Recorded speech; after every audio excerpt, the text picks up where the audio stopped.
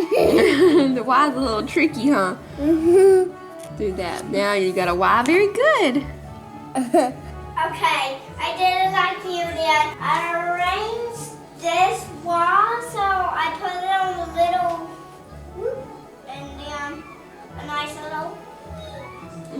See? Yeah, very good. At least now I know now I know how to spell toy.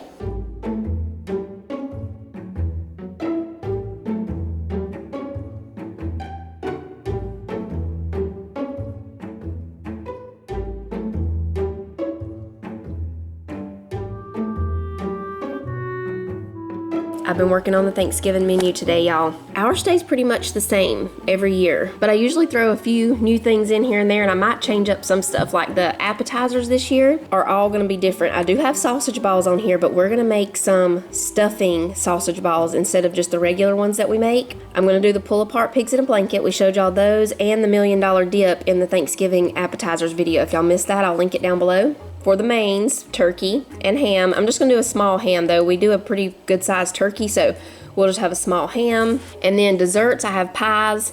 Pie day is coming soon. It's happening later than I wanted to, but it's coming. So we'll have like 3 or so of the pies out that we make on pie day.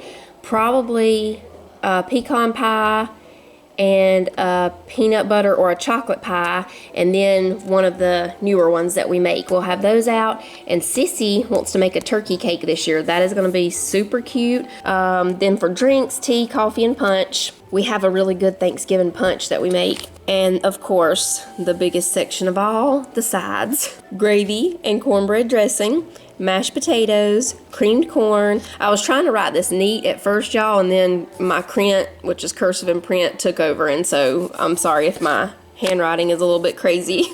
Creamed corn, green bean casserole, macaroni and cheese, sweet potato casserole. I also found a sweet potato pudding recipe that's kind of like the casserole but a little bit different, and I might change that up this year. I don't know. I'm still thinking about it. Cranberry sauce and rolls, and I think I might try to find a couple of different sides. But yeah, this is the basics. Every year we have, I don't think there's anything new in the sides so far. We have that stuff every year. Yeah, turkey and ham. Sometimes we don't do a ham, but some of the kids really like ham better than turkey, so I started doing just a small ham.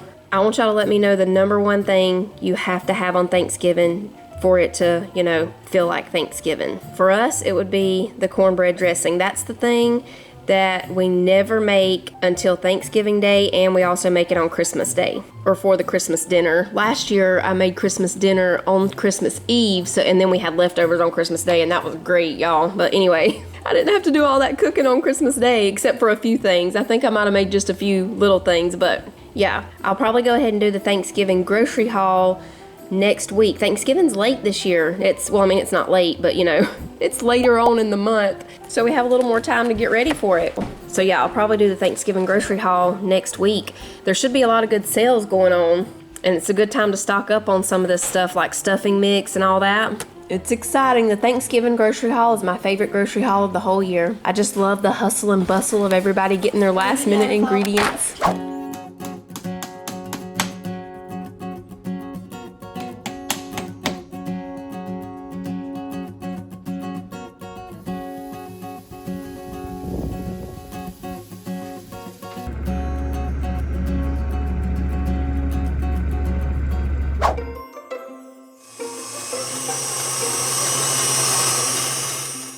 Another package of the lady fingers, y'all, and coffee left over from this morning. I only ate one by itself, and he said it tastes a little bit disgusting. I'm not doing the kind with the mascarpone cheese because I didn't have any of that. I just made some whipped cream. We're dipping our lady fingers in coffee.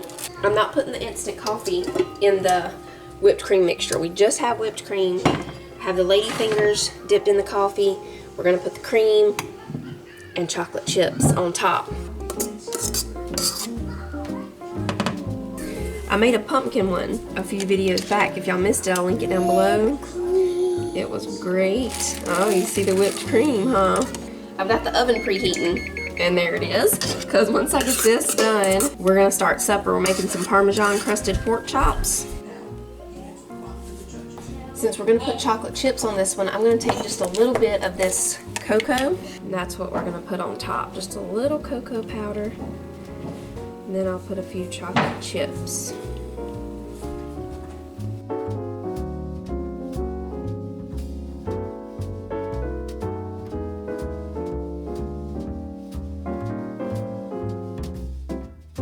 We're just gonna sear these pork chops on both sides in here, and then they're gonna go in the oven and finish cooking the rest of the way.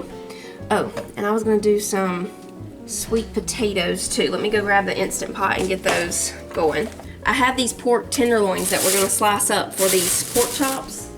Put our mat down right here.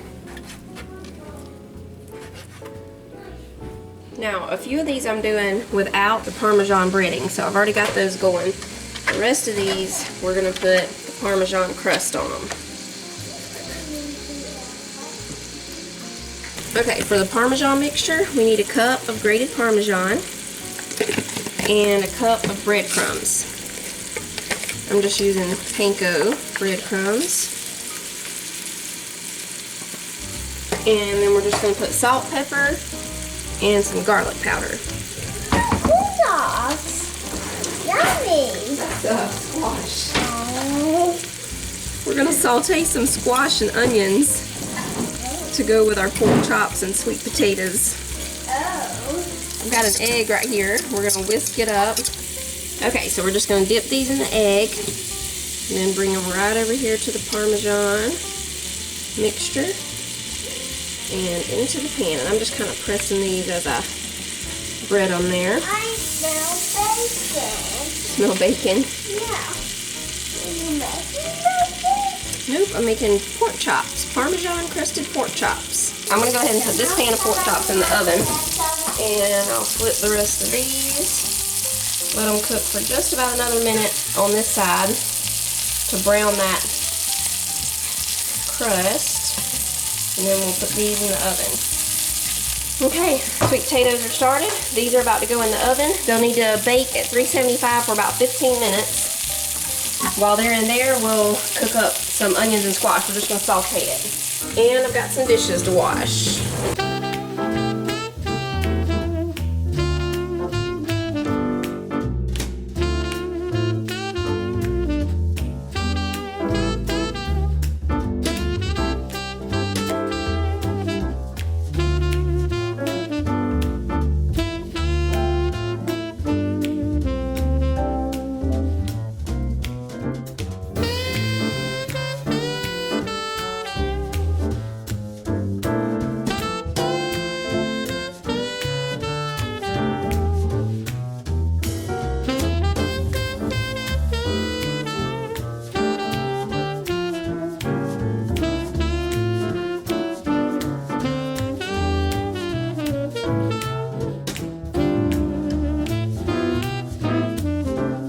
We're gonna be eating a little country for you tonight. Ooh, I find you tender, Mama.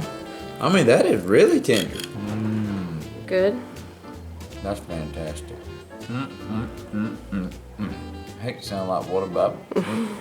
Yeah, what about Bob? What about Bob?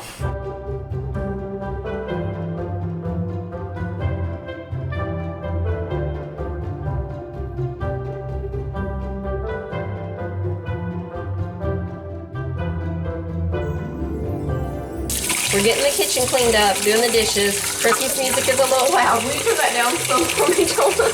We cleaned the Christmas music. Okay, Manny Mac's got it. I'm washing my iron skillets, and a lot of y'all ask how I clean them. I put a little bit of water in them. I know some people are like absolutely no on that. I don't leave it in here for long. I just put it in here to clean them, and I normally only do this when like I've baked something in the oven with them and there's some stuff kind of stuck on there. If I just make something like an egg or a grilled cheese, you know, something that doesn't mess them up too bad, you don't have to do this water deal. You can just wipe it clean. But for this, I use this, I'm pretty sure it's a Lodge chainmail scrubber. It's for cast iron. So I just put some water in there and I scrub this around. And after I do this, I'll immediately dry the skillet. Get it really, really dry and then oil it. I just use vegetable oil to oil mine. I got this at Walmart, but you can find them at other places too, like I think at Nora Meal, anywhere that carries cast iron, especially the Lodge brand, has one of these most of the time. But it doesn't scratch the cast iron or mess up the seasoning or anything. And you can squeeze it because it's got a silicone piece on the inside. It doesn't take much oil, just a drop. We'll just rub that in.